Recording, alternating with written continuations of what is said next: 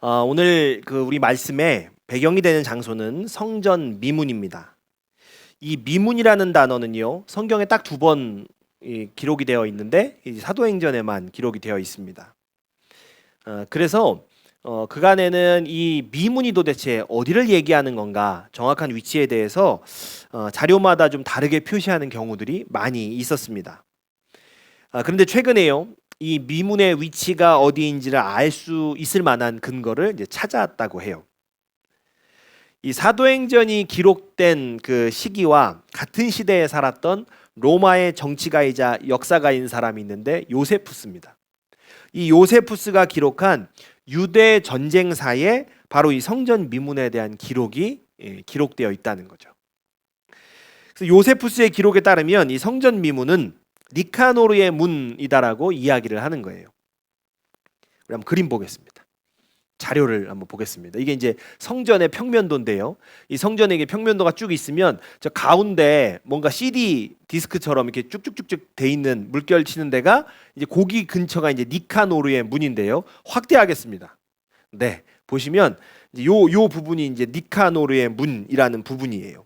요 니카노르의 문을 들어가면 이스라엘의 뜰, 제사장의 뜰에서 제단 있고 성소, 지성소까지 쭉쭉쭉쭉 들어갈 수 있는 게 바로 이제 조 니카노르의 문이 미문이라는 거죠. 예. 이 니카노르가 그럼 뭐냐? 니카노르는 사람 이름이라는 거예요.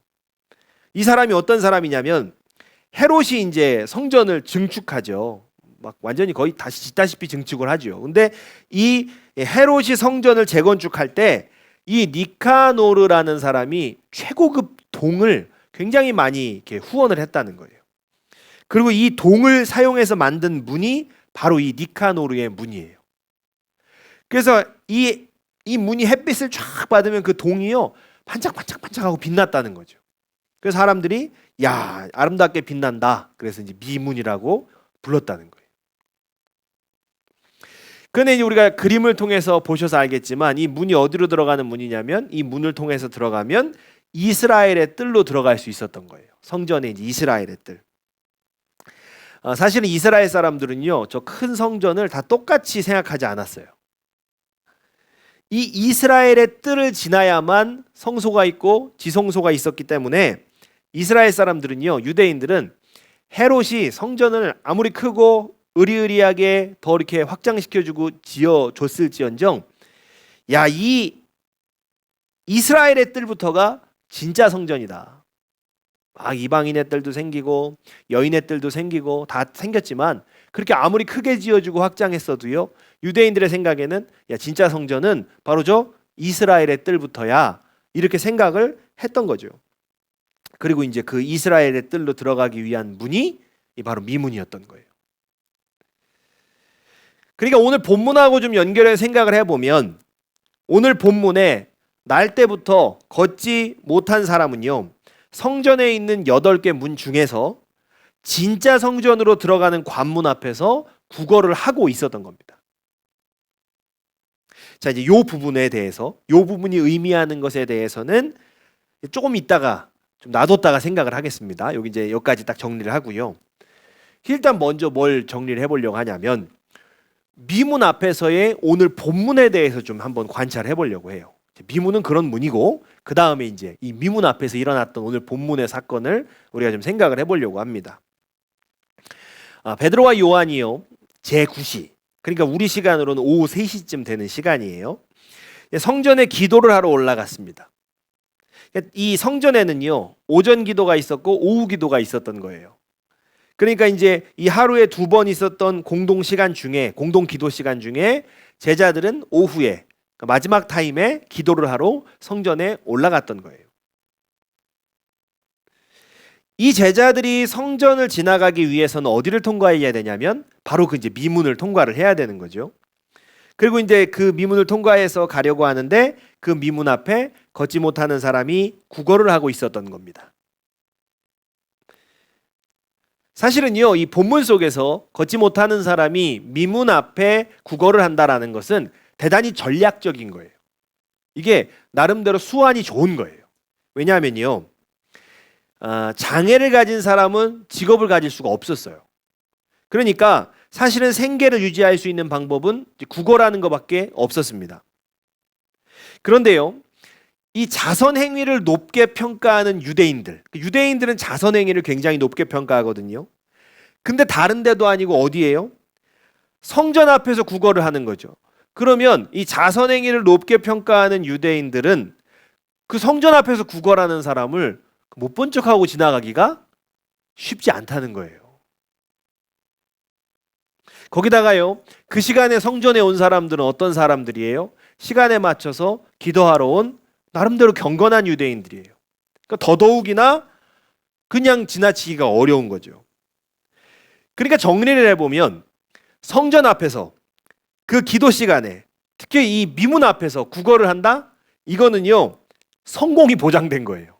구걸의 성공이 보장된 딱 그거죠. 그러니까 당시 유대인들의 생활을 기록한 그 여러 가지 문서를 찾아봐도요, 성전 앞에서 구걸하던 사람들은 다른 장소에서 구걸하던 사람들에 비해서 더 잘 살았다. 적어도 굶는 일은 없었다라고 기록이 남아 있어요. 그러니까 성전 앞에 특히 그 미문에서 구걸한다, 언제나 돈을 얻을 수 있는 그곳이 바로 이 미문이었다는 거죠.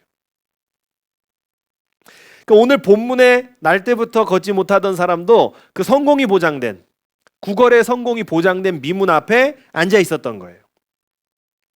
그리고 아마도 그 앞을 지나갔던 많은 유대인들은 그에게 아마 돈을 줬을 거예요. 그리고 이제 베드로와 요한도 그 앞을 지나갑니다. 자, 이 제자들도요, 다른 유대 사람들처럼 그냥 돈 주고 가면 되는데 제자들은 그렇게 하질 않습니다. 베드로는요, 구걸하는 자에게 돈을 주는 대신에 바로 이렇게 이야기를 하죠. 사도행전 3장 6절입니다. 같이 읽겠습니다. 시작. 베드로가 말하기를 은과 금은 내게 없으나 내게 있는 것을 그대에게 주니 나사렛 예수 그리스도의 이름으로 일어나 걸으시오. 아멘. 베드로는요, 돈을 구걸하는 사람에게 나는 돈은 없지만 대신 이것을 주겠다, 그렇게 말하면서 예수 그리스도의 이름으로 걸어라, 이렇게 얘기를 하는 거예요. 그런데요, 사실은요, 이 걷지 못하던 사람은, 그 사람은 사실 바라던 게 뭐냐면 돈이에요. 사실 걷지 못하는 자가 바란 것은 진짜 당연히 돈이었습니다. 왜냐하면요, 이 사람은 날 때부터 걷지를 못했어요. 그러니까 이 사람이 걷는다? 그것은 애초에 바랄 수도 없는 불가능한 일이에요. 그러니까 아예 불가능한 것은 고려의 대상이 아닌 거죠. 그러니까 그 아예 불가능한 걸 빼고 이 사람이 가장 필요한 게 뭐예요? 돈이에요. 일하지 못하는 자신이 생존할 수 있는 유일한 방법이 구걸을 해서 돈을 얻는 것이었기 때문에 사실 그 사람이 원하던 것은 돈이었어요. 그런데 베드로는요, 그 구걸하던 사람에게 돈을 주지 않습니다. 대신에 예수 그리스도의 이름으로 걷게 되는 기적을 주는 거예요. 이게 무엇을 얘기하는 걸까? 이게 의미하는 바가 뭘까? 자, 앞에서 제가 그랬죠. 이 걷지 못하는 사람이 미문 앞에 있다는 것과 그 의미에 대해서는 다음에 생각하자 하고 넘어왔죠. 자, 이제 그거를 생각해 볼 시간이에요. 자, 우리가 본문을 먼저 살펴봤고 이제는 이제 그 의미, 왜 그 앞에서 하필 거기서 구걸을 했고 거기서 이 사건이 일어났을까? 이 의미를 좀 우리가 살펴봐야죠. 이 미문 앞에는요, 15계단이 있었어요. 이 15개 한 칸 한 칸 계단을 올라가면, 그리고 미문을 열면 그 안이 뭐냐면 이스라엘의 뜰이에요. 이스라엘 사람들에게는 거기부터 성전이에요. 성전에서의 공동기도, 예배, 이게 다 이스라엘의 뜰에서 이루어졌어요. 제사를 드리기 위해서 제물을 이 제사장들에게 전달하는 행위, 이거 다 이스라엘의 뜰에서 이루어졌어요. 그래, 다시 얘기하면 뭐냐면 이 이스라엘의 뜰에 들어가야만 기도할 수 있었고, 이 이스라엘의 뜰에 들어가야만 예배드릴 수 있었다는 거예요. 그 미문을 통과해서 이스라엘의 뜰에 들어가서 그 뜰을 발을 디뎌야만 하나님을 만날 수가 있었다는 것입니다. 그런데 몸에 장애가 있는 사람은 그 이스라엘의 뜰에 들어갈 수가 없었어요. 그 미문 앞에 있는 계단조차도 발을 디딜 수가 없었습니다. 오늘 본문에 구걸하던 사람은요, 매일같이 그 미문 앞에 나와서 구걸했을 겁니다. 그런데 그 미문을 넘어 성전으로는 들어갈 수가 없었던 사람이에요. 그 미문 앞에는 왔지만, 매일 왔지만 그 미문을 넘어 성전에 들어갈 수는 없었던 사람인 거예요.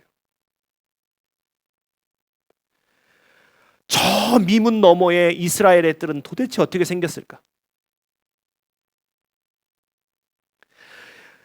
하나님께 예배하는 사람들이 이 미문을 향해 매일매일 올라가는데 하나님께 기도하고 예배한다는 거, 그건 도대체 뭘까? 하나님께서 받으신다는 그 제사, 그거 어떻게 드리는 것일까? 날 때부터 걷지를 못했으니까 그는 단 한 번도 성전에 들어가 본 적이 없던 사람인 거예요. 그러니까 단 한 번도 성전에 들어가 보지 못한 사람, 한 번도 하나님을 만나본 적이 없는 사람, 그 사람에게 진짜 필요했던 건 돈이 아닌 거죠. 하나님의 백성으로 태어났어요. 그런데 한 번도 하나님을 예배할 수 없었어요.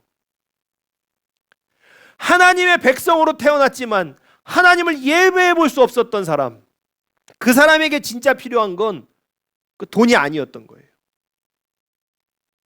돈은 그가 당장 한 끼, 몇 끼의 밥을 먹을 수 있게 해주지만 하나님을 만날 수 있게 돕지는 못한 거예요. 구걸에 아무리 많이 성공해도 그것이 근원적인 문제를 해결해 주지는 못한 거죠. 걷지 못하는 자에게 근원적으로 필요한 것은요, 돈이 아니라 걷는 것이었습니다. 발끝도 대지 못했던 그 미문 앞에 계단을 당당히 올라가서 미문을 열고 성전으로 들어가는 것,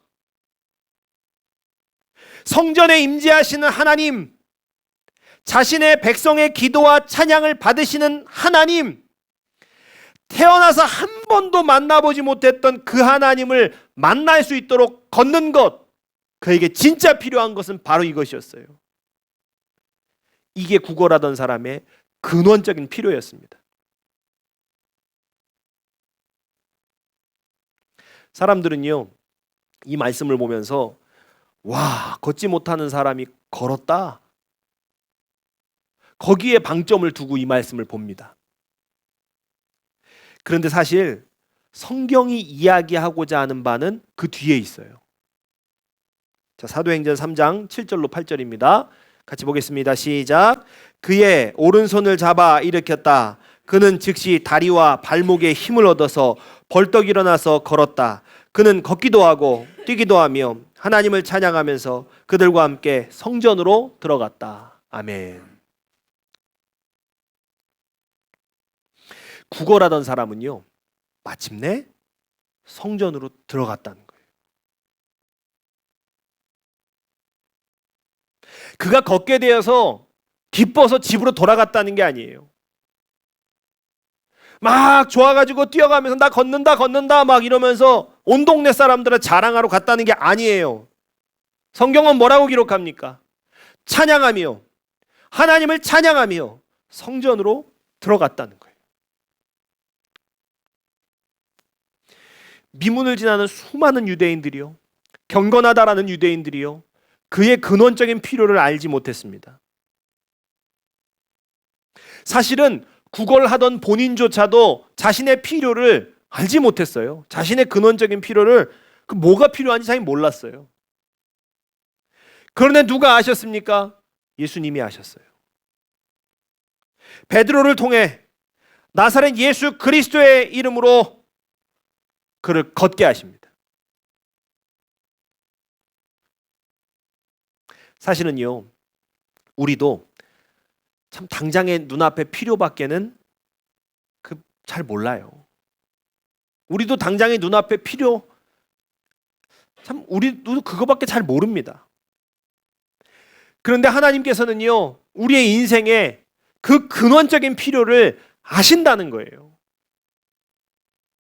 다른 사람들도 모르고 나도 모르는, 정말 심지어 나도 모르는 나의 근원적인 필요를 하나님은 아신다는 거예요.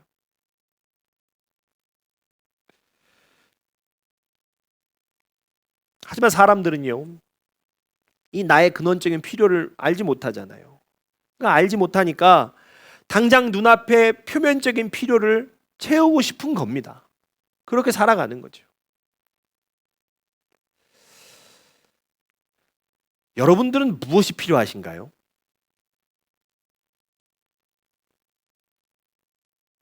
저는 여기서요, 여러분에게 한 가지 질문을 드리고 싶습니다. 여러분에게 필요한 그것, 여러분에게 없는 그것, 여러분들은 그거 없으니까, 필요하니까 그 필요를 어떻게 채울 생각이신가요? 내가 필요한 거를 채우기 위해서 어떻게 하실 거냐는 거예요. 자, 내 인생을 혹사시키면서 채우실 건가요? 아니면 내가 아닌 다른 누군가를 희생시키면서 이거 채우실 건가요? 그 필요를? 아니면요, 눈 한번 딱 감고 그리스도인이라는 정체성 그냥 그거 팔아먹고 그래서 채우실 건가요?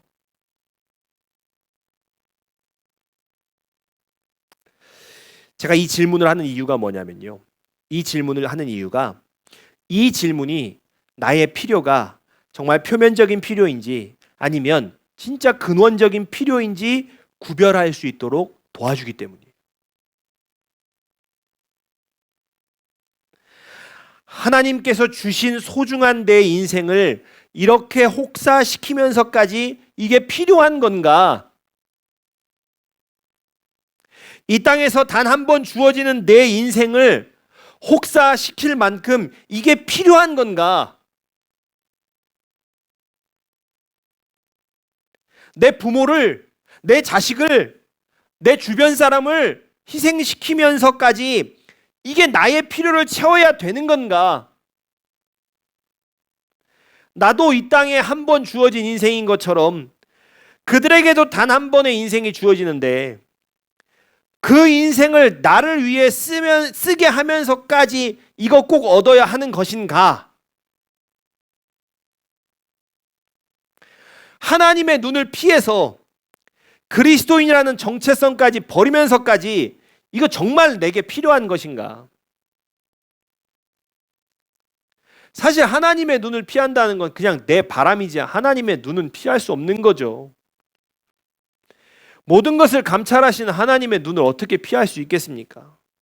그런데 그것까지도 부정하면서 아닐 거야. 하나님 눈 피할 수 있을 거야.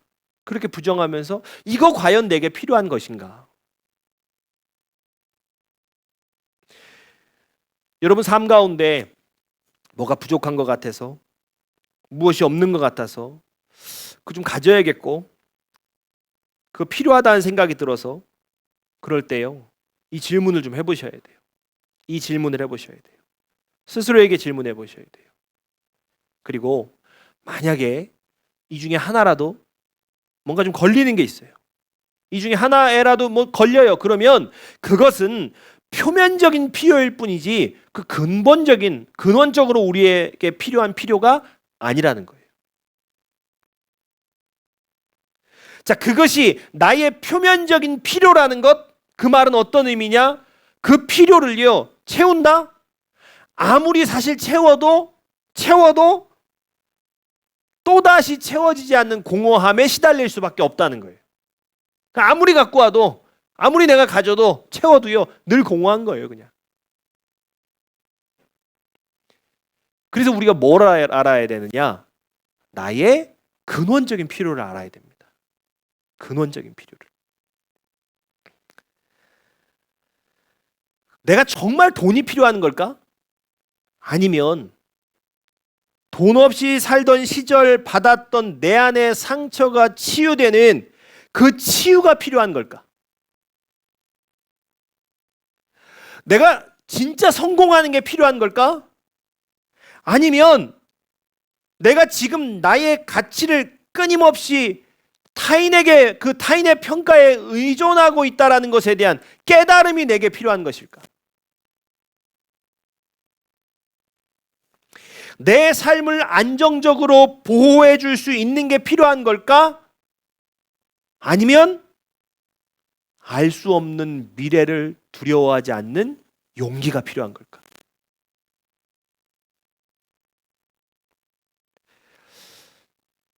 여러분, 표면적인 필요는요, 대부분 이게 쥐어지는 것들이에요. 손에 잡히는 것들이에요. 눈에 보이는 것들입니다. 근데 이게 근원적인 필요라는 것들은 이 손에 쥐어지는 게 잘 없어요. 그러니까 나의 근원적인 필요를 추적해 가 보면 이게 좀 잡히는 게 아닌 것들이 많습니다. 내게 필요한 어떤 깨달음, 용기, 사랑, 정직, 보통 이런 것들이라는 거죠. 자, 그런데요, 여기서 흥미로운 사실이 하나 있는데, 기도는 표면적인 필요보다 보이지 않고 잡히지 않는 근원적인 필요가 훨씬 더 잘 응답된다는 거예요. 그러니까 표면적인 필요에 대한 기도보다 근원적인 필요에 대한 기도가 훨씬 잘 응답된다는 거죠. 자, 야고보에서는요, 우리가 잘 아는 말씀이 하나 있습니다. 우리 한번 같이 보겠습니다. 야고보 4장 3절인데요. 같이 읽습니다. 시작. 구하여도 받지 못함은 정욕으로 쓰려고 잘못 구하기 때문이라. 아멘. 많은 사람들이 이 말씀에 이제 정욕이라는 단어에 굉장히 집중을 하는데요. 내가 정욕으로, 욕심으로 구하기 때문에 응답받지 못한다. 이런 의미로 우리가 알고 있지요. 자, 그런데 이 말씀의 정욕이라는 단어를 찾아보면 이 단어는요, 헤도네라는 단어예요. 헤도네. 이 단어가 어떤 의미냐면 감각적인 기쁨이라는 뜻이에요. 감각적인 기쁨. 그러니까 아마도 이 감각적이라는 그 의미 때문에 정욕이라고 번역을 한 것 같아요. 감각적인 기쁨이 뭡니까? 내 손과 발, 눈 이런 감각 기관을 통해서 만질 수 있고 이 경험이 되어지고 볼 수 있는 그런 기쁨을 이야기하는 거예요. 감각적인 기쁨. 자, 예를 들어 보면 이런 거예요. 내 손에 100점 받은 시험지가 딱 주어졌어요. 딱 주어져서 그 기쁨. 요 감각적인 기쁨이죠. 와, 100점 이럴 때. 근데 반대로요.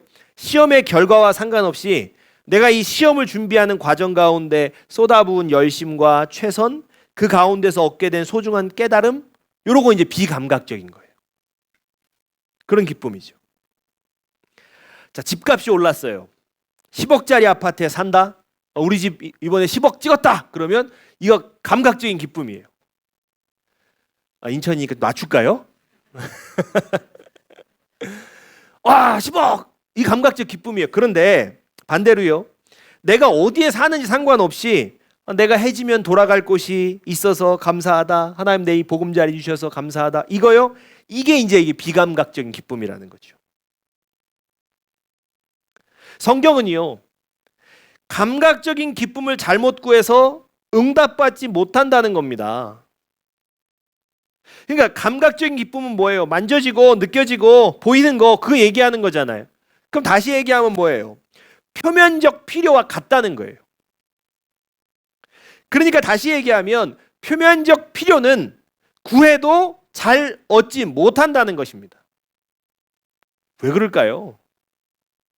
왜 그럴까요, 정말? 내게 진짜 필요한 것이 사실은 표면적인 필요보다는 근원적인 필요일 때가 훨씬 많기 때문이에요. 훨씬 많기 때문이에요.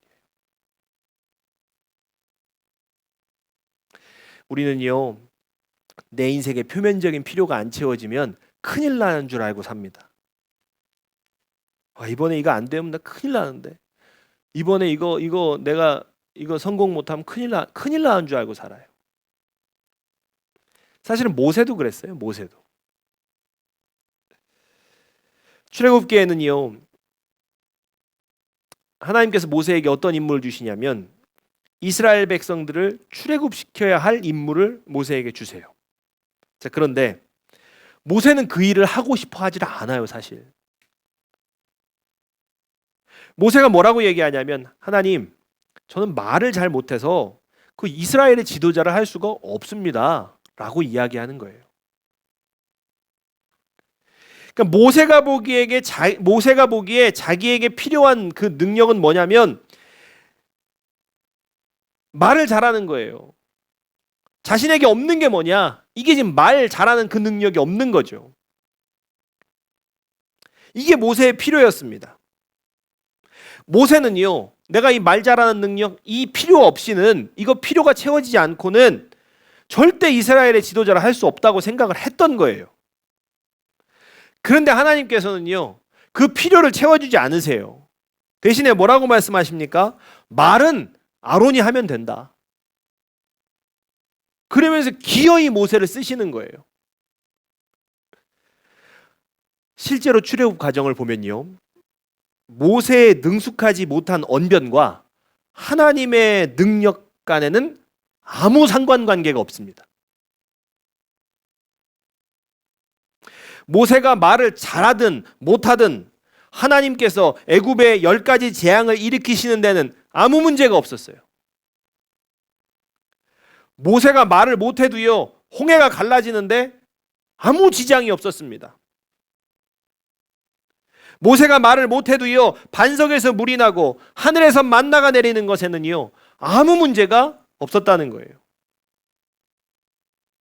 여러분의 표면적인 필요가 채워지지 않는다고 해서요, 여러분의 인생을 이끌어 가시는 하나님의 능력에는 흠집 하나 나지 않습니다.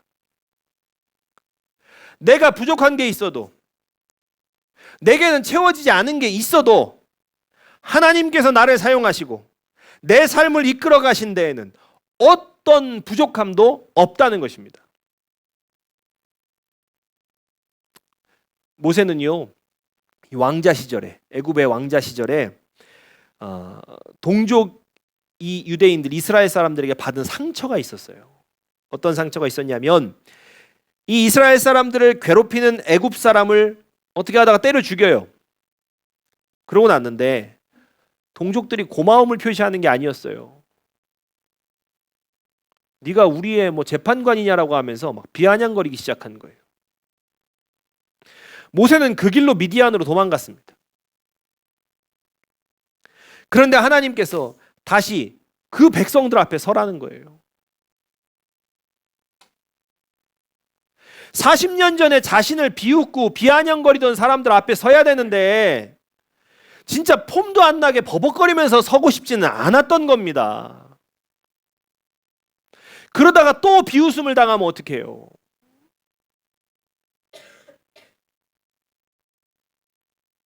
사실은요, 모세에게 진짜 필요했던 건 뭐예요? 말 잘하는 능력이 아니었습니다. 모세에게 진짜 필요했던 것은 40년 전 동족들에게 받았던 그 수치심의 치유였던 거예요. 만약에요, 모세의 필요대로 말 잘해서 이스라엘 사람들이 모세를 따랐다? 그러면 모세는 자신의 권위를 유지하기 위해서요, 외적인 면에 엄청나게 집착을 했을 겁니다. 그러나 하나님 모세의 필요를 채우지 않으세요. 말 못하는 모세 그대로를 쓰십니다. 모세의 부족함과는 전혀 상관없이 하나님의 크신 능력을 그냥 모세의 인생에 담으시는 거예요. 그래서 출애굽기는 여호와께서 행하신 큰 능력을 보았으므로 백성이 여호와를 경외하며 그의 종 모세를 믿었더라 라고 기록을 하는 거예요. 모세는 자신의 필요가 안 채워지면 지도자 못할 것 같았지만 아니었어요. 백성들은요, 그 모세를 믿고 따랐다는 거예요. 이스라엘 백성의 모세를 향한 존경은요, 구약을 넘어서 신약까지 연결이 됩니다. 하나님은 모세가 원하는 필요를 거절하심으로써 도리어 모세의 근원적인 문제. 동족에게 받은 그 수치심의 상처를 치유해 주셨던 거예요. 사람은요, 지금 당장 바라는 표면적인 필요가 채워지기를 원합니다. 우리도 좀 그렇죠. 네, 원해요. 그러나 하나님은요, 그 사람의 인생의 근원적인 필요를 채워주고 싶어 하신다는 거예요. 왜냐하면 표면적인 필요는 아무리 채워진다고 해도 근원적인 필요가 채워지지 않는 한 그 사람은요, 그 인생은요, 한없이 공허하고 그냥 늘 부족함을 느낄 수밖에 없기 때문이에요. 그러므로 이제는요, 당장 눈앞의 필요를 구하는 기도를 넘어서요, 내 삶의 근원적인 필요를 구하는 기도를 해야 되는 겁니다. 주님, 제 인생에 이게 필요한 줄 알고 살아왔습니다. 근데 이게 아닌 것 같습니다.